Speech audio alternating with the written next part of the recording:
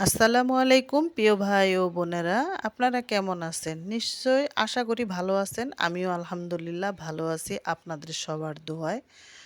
তো চলে আসলাম একটা রেসিপি নিয়ে। আজকের রেসিপিটা হবে আম, পেঁপে, বড়ি, পুঁটি মাছের ঝোল। তো আমি দেখুন কিভাবে বড়িটাকে তৈরি করে নিলাম। মাস ডালের বড়ি অনেকে বানিয়ে হয়তো থাকেন, অনেকে বানিয়ে খেয়েওছেন, বাজারে কিনতেও পাওয়া যায়, সেটা মাস ডালের বড়ি। আজকে আমি বড়ি বানাবো মুগ ডাল দিয়ে। তো মুগ ডালটা আমি 1-2 ঘন্টা আগে ভিজিয়ে রেখেছিলাম। তারপরে আমি ব্লেন্ডারে দিয়ে জারে দিয়ে একটু আদা টুকরা দিয়ে একটু ঘুরিয়ে নিলাম। তারপরে এখানে আমি হলুদের গুঁড়ো, মরিচের গুঁড়ো, স্বাদ মতো লবণ দিয়ে একটু ভালো মতো ফেটিয়ে নিলাম। ফেটার পরে আমি দেখুন তেল গরম করে একে একে ছেড়ে দিচ্ছি এখানে। ছেড়ে দেওয়ার পরে বড়াগুলো মুগ ডালের বড়িগুলো আমি সুন্দর করে লাল লাল করে ভেজে নিব। এভাবে লাল লাল করে ভেজে উঠায়া রেখে তারপরে আমি এখানে পুঁটি মাছও ভেজে নিব। পুঁটি মাছ ভেজে নিব, পেঁপে আলাদা করে একটু ভাপায়া নিয়ে এসেছি, তারপরে ওটাকেও ভেজে নেব। সব ভেজে তারপরে আমি রান্না করব আজকে।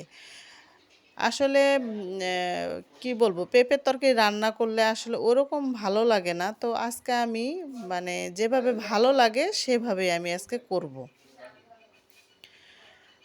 পুঁটি মাছ সাধারণত আসলে ইলিশ মাছ দিয়ে রান্না করলে বেশি মজা হয়। তো আমার কাছে আজকে ইলিশ মাছ নাই, তাই কি আমি বসে থাকবো? রান্না হবে না আমার? অবশ্যই হবে। তো আমি আজকে একটু বুদ্ধি খাটিয়ে তারপরে রান্নাটা করলাম। তো এখানে আমি বড়ি বানিয়ে নিলাম মুগ ডাল দিয়ে, আর এখানে আমি পুঁটি মাছটা ভেজে নিচ্ছি। তারপরে পেঁপেটাকেও আমি আলাদাভাবে একটু সেদ্ধ করে ভাপায় নিয়েছি। তারপরে এখানে আমি এই তেলটার মধ্যেই পেঁপেটাও ভাইজা নিব। তারপরে ভেজে নিয়ে তারপরে এটার সাথে আমি পেঁয়াজ, আদা রসুন বাটা সব মশলাগুলো দিয়েও পেঁপেটাকে সুন্দর করে কষিয়ে নেব। এই যে পেঁপেটাকে আমি ভেজে নেব, দিয়ে দিলাম তেলটার মধ্যে ছেড়ে একটু হলুদের গুঁড়ো, লবণ দিয়ে আমি হালকা একটু ভেজে নেব পেঁপেটাকেও। পেঁপেটা ভাজা হয়ে যাওয়ার পরে এই যে দেখুন আমি এখানে তেলের মধ্যে একটু পেঁয়াজ দিয়েছি, আদা রসুন বাটা, হলুদের গুঁড়ো, মরিচের গুঁড়ো, ধনিয়ার গুঁড়ো, জিরার গুঁড়ো, স্বাদ মতো লবণ দিয়ে সব কিছু আমি মশলাটাকে কষিয়ে তারপরে আমি এটাতে ঝোল দিয়ে দিব। তো ঝোল দেওয়ার পরে আমি যে আগে থেকে ডালের বড়িটা বানিয়ে রেখেছিলাম আর পুঁটি মাছটা ভেজে রেখেছিলাম, ওটাও আমি এর মধ্যে ছেড়ে দেব।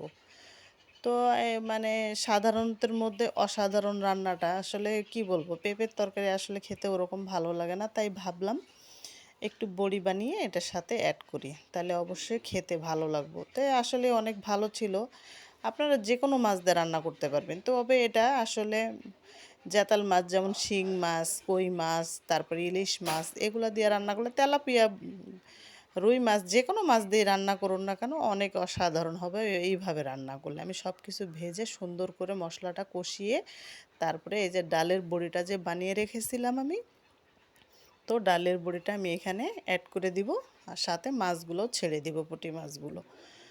তো আজকে আমার এই রান্নাটা সাধারণের মধ্যে অসাধারণ ছিল। তো ভাই আর আপুরা, আপনাদের যদি ভালো লাগে এইভাবে অবশ্যই আপনারা রান্না করে নেবেন। আর আমরা রাঁধুনিরা আমরা নিজেরাই রান্না করতে করতে আমাদের অনেক মাথায় বুদ্ধি যে আমরা কি দিয়ে কী এর সাথে রান্না করলে অনেক ভালো লাগবে দেখতে, বা খেতেও লোভনীয় লাগবে। এটা লোভনীয় ছিল, দেখুন দেখতেও যেমন লোভনীয় ছিল, খেতেও অনেক সুস্বাদু ছিল। আরেকটা কথা আমি আসলে সরি ভুলে গেছি, সামান্য একদম সামান্য একটু আমি কালিজিরাও এটার সাথে অ্যাড করে দিয়েছিলাম, কারণ কামড়ের যখন ঝোলের সাথে একটু কালিজিরা থাকবে দাঁতের নিচে অনেক ভালো লাগবে। আর কালিজিরা আসলে শরীরের জন্য অনেক ভালো, তো আমি একটু কালিজিরাও দিয়েছিলাম। তো দেখুন আমার বড়িগুলা আমি মুগ ডাল দিয়ে সাথে সাথে বানিয়ে আর কি তেলের মধ্যে ভেজে তারপরে ঝোলে ছাড়ছি, তারপরে অনেক সুন্দর সফট হয়েছে, নরম হয়েছে, আর খেতেও আসলে অনেক ভালো ছিল। পেঁপের তরকারিটা আসলে হয় পানি পানি লাগে আর কি, ওরকম ভালো লাগে না, এই জন্য আমি একটু বড়ি বানিয়ে এটার সাথে অ্যাড করে দিলাম। খেতে দুর্দান্ত ছিল। আপনারা যে কোনো মাছ দিয়ে রান্না করতে পারবেন। আপুর রেসিপিটা শুধু একটু ফলো করবেন যে আমি কিভাবে এই জিনিসগুলো বানিয়ে নিলাম। এটাই আর কিছু না। আপনারাও অনেকভাবে রান্না করতে পারেন। তো আমি কাউকে আসলে এভাবে সাজেশন দিচ্ছি না যে আমারটা দেখেই রান্না করতে হবে।